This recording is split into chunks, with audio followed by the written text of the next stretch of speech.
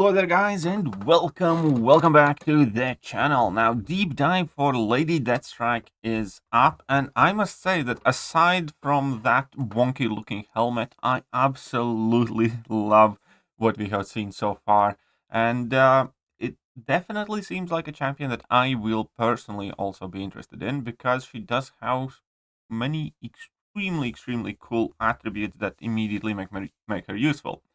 First things first, incoming bleed and poisons potency is reduced by 90%, and the willpower mastery potency is reduced by 50%, which is pretty much because she's a cyborg. Now, I do not know if she will be classed as a robot or not, but still, by the looks of it, she definitely will be Liquid Courage double edge friendly champion. Also, against mutant champions, Lady Deathstrike ability accuracy cannot be reduced. Therefore, we have yet another powerful domino counter, which I absolutely love. And every single hit that you inflict rapture debuffs on opponents. So she will be having access to a ton of rapture debuffs. And the coolest thing is, again, I believe we only have like one champion that's properly fully immune to raptures, which is Scorpion, if I'm not mistaken. But obviously, also raptures being a physical damage over time effect does have its potency affected by opponent's physical resistance. So there will be matchups where raptures are a very good debuff to have, and there will be matchups where raptures are a very bad debuff to have. Now, moving forward, she will start the fight with an active armor up buff, and she will also be able to gain passive armor ups, I believe 1 in every 25 combo, or if she's awakened, 1 in 15 combo. Her awakened ability is extremely useful and I think will be needed, but I don't think you will have to have her at high sig, which is another reason to like this champion a lot. And as you are fighting, you are basically inflicting raptures, and then you are gaining your ferocity charges. Every time you inflict rapture, you gain a ferocity charge plus 1 charge for each armor up buff or effect. Keep in mind, every 25, or if she's awakened, 15 hits on your combo meter, you will be gaining armor up passive, so you will be ramping up quicker. And then her base rotation is also very simple. You can just choose to throw level 2s or level 1s, basically, and that's it. You don't need to do any fancy stuff. You will be doing a ton of damage with those active. She also does have access to a heal block debuff on her medium hits, which is super useful. And whilst opponents are heal blocked, if they are a mutant champion, they basically have their unstoppable and unblockable ability accuracy reduced to 0. That means they cannot go unstoppable or unblockable, which is super useful. Now, her ferocity mechanic is a bit like, I would say, Invisible Woman when she goes invisible, in the sense that it starts paused, and if you do block a hit, then it unpauses and expires. Now, if you have had thrown a level 3, you actually can still maintain your ferocity even if you do block some hits. So it's kind of like the next version of where if Invisible Woman was actually playable champion, in a sense. At 75 charges, gain Ferocity passive for 3 seconds, or 9 as a defender, but starts paused. Ferocity starts paused until Lady Deathstrike blocks an attack. While no armor up effects are active, Ferocity expires twice as fast. While Ferocity is active, gain 2000 attack rating, and special attacks become possibly unblockable. But Lady Deathstrike cannot gain new Ferocity charges. When the opponent activates Special 1 or 2, 25% chance per armor up effect to gain unstoppable passive for the duration of special attack, whilst reducing offensive ability accuracy opponents have by 15%, I believe, per each armor up. And here we can see that in work. Obviously, she also has her nanobot healing during special attacks. If you do get hit, all the damage can be repaired, and you do need to have your armor ups active for that effect.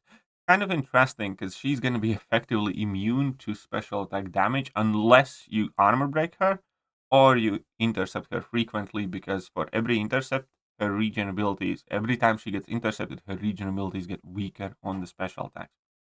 So there will be some defensive prowess there as well. Start each fight with an indefinite armor buff, increasing armor rating by 357 rating, so it's not the most potent one, but as I said, you will also be getting passive armor ups further on after that. One second. Every 25 hits in combo meter, yes, you gain that.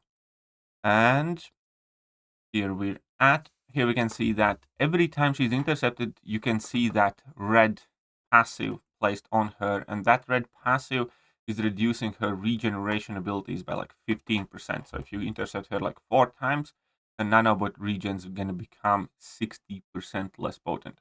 Also, it's quite interesting where she's kind of immune to heal block. She eats up those heal block effects, but gets her willpower mastery switched off for the duration the heal block would have been present in the fight. So it's a very, very interesting interaction there, without a doubt. Also, Lady Deathstrike's regeneration rate cannot be modified by Petrify and stuff like that, so that will make her resistant to a whole bunch of effects.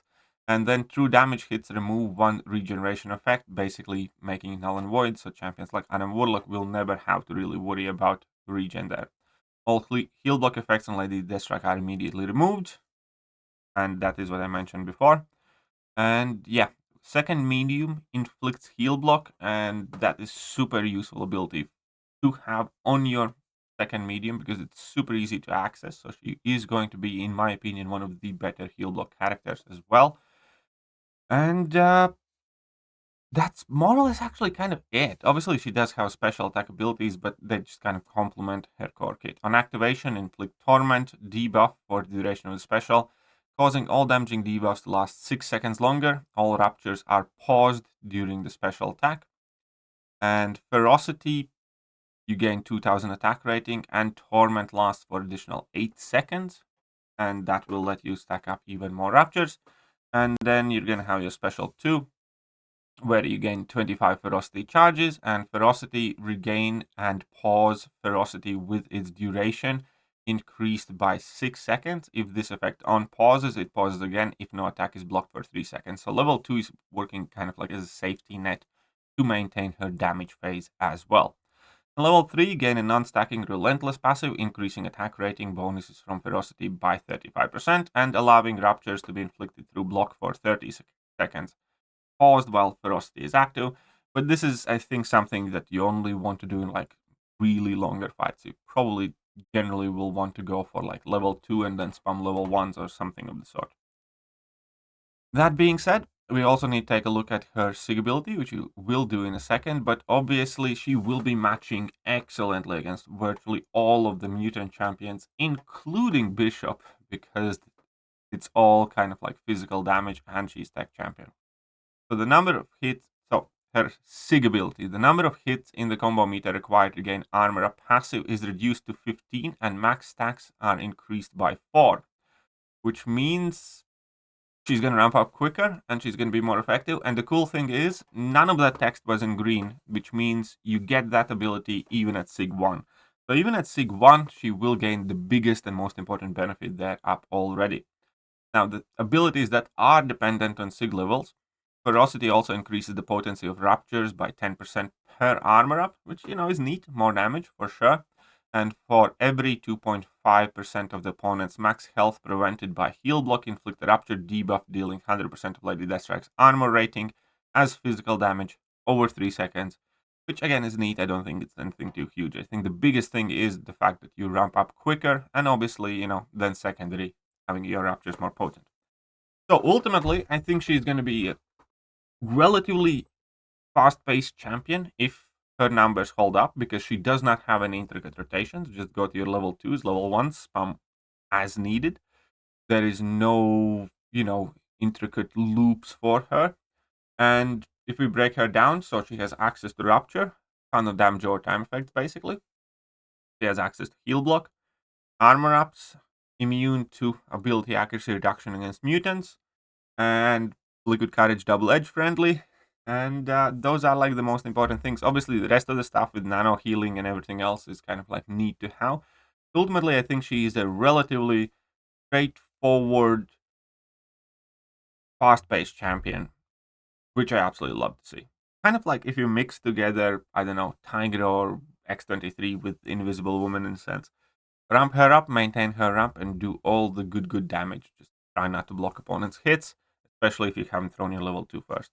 So, Out of the both champions, well, actually, it's hard to tell which one I'm excited for most because both of them this time around look like champions that I would definitely want to get my hands on, do some testing. Perhaps Lady Deathstrike slightly bit more so, but it just might be me being biased towards the tech class, even though tech class has been getting some crazy good champions recently. Right, and we also need to take a look at her synergies, and her synergies are actually very good. If all of the Dani Moonstar synergies were like, nah, then these ones are very good. So when defeating X-Men, gain a Crossfight Fury buff, increasing attack rating by 20%.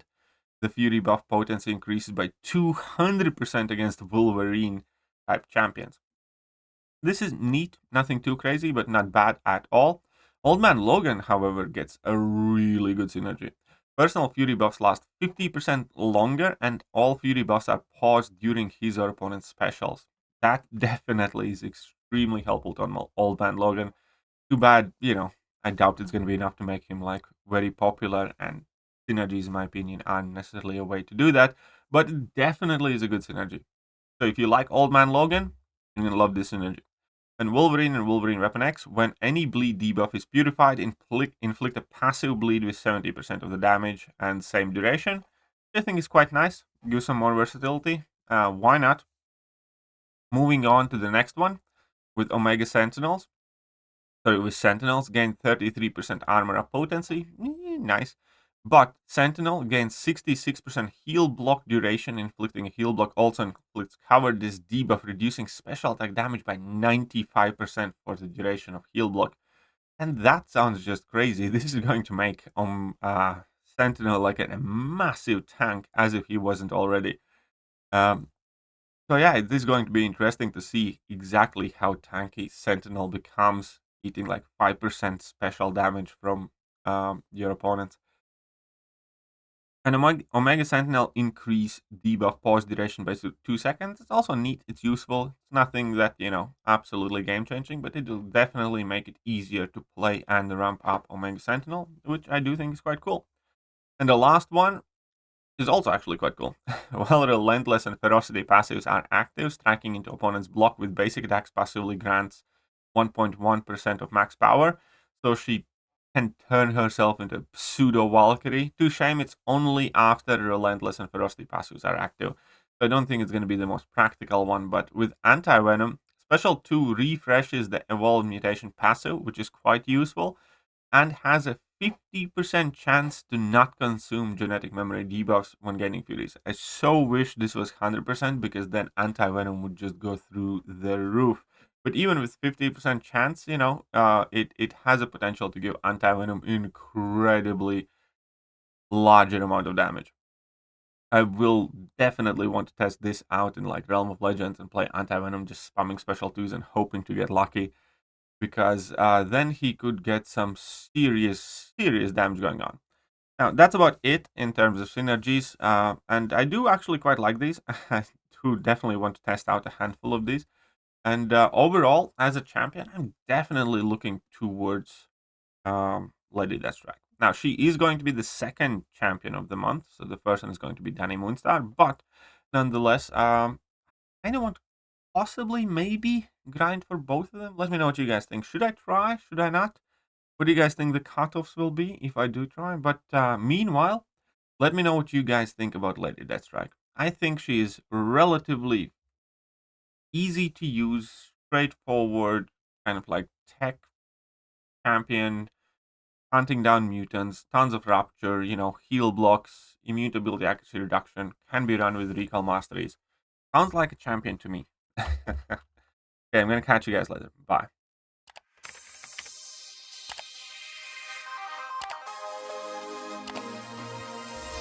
Hello there guys, and welcome back to the channel. So we have all the information about